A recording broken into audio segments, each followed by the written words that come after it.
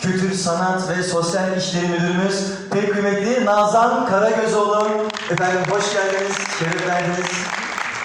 Bu akşam aramızda Sanat Akademisi Sanat Yönetmenimiz Hakan Şensoy da bizlerle. Efendim hoş geldiniz, sefalar getirdiniz.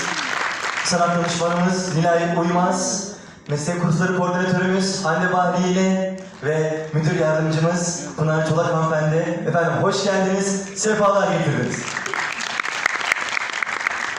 Bu özel konserimize başlamadan önce Sanat Akademimiz hakkında sizlere kısa bir bilgi vermek istiyorum.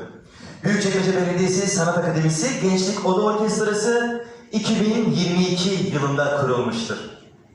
Orkestramıza yer alan gençlerimiz büyük bölümü müzik eğitimlerine Büyükçekmece Belediyesi Sanat Akademisi'nde devam ediyorlar ve her biri konservatuvar düzeyinde eğitimlerine ve öğretimlerine Büyükçekmece Belediyesi Sanat Akademisi'nde devam ediyorlar. Kıymetli misafirler, yaklaşık 4 yıldır disiplinli ve özverili çalışmalarını sürdüren öğrencilerimiz sanatsal birikimlerini çalma deneyimle buluşturmaya devam ediyorlar. Bu akşam gerçekleştirilecek konserde de Gençlik Oda Orkestrası öğrencilerimizin 10. konseri olma özelliğini de taşımaktadır. Fazla sözü uzatmadan kuvvetli alkışlarla, coşkulu alkışlarla birbirinden kıymetli Gençlik Oda Orkestrası öğrencilerimizi sahneye davet ediyorum.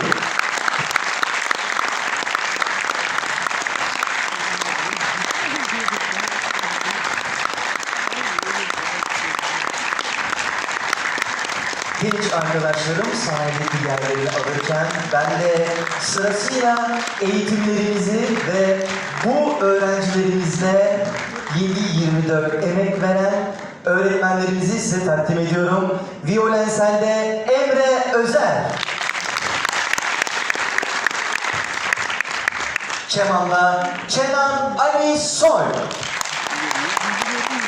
Flütte Derya Nehir Sever. Bir diğer keman öğretmenimiz Rabia Melike Karataş.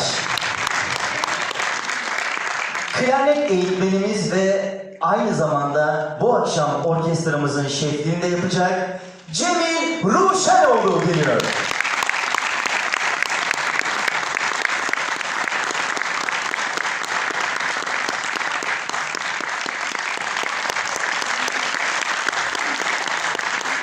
Bu özel konserimiz başlarken ileride bir sürprizimiz olacak.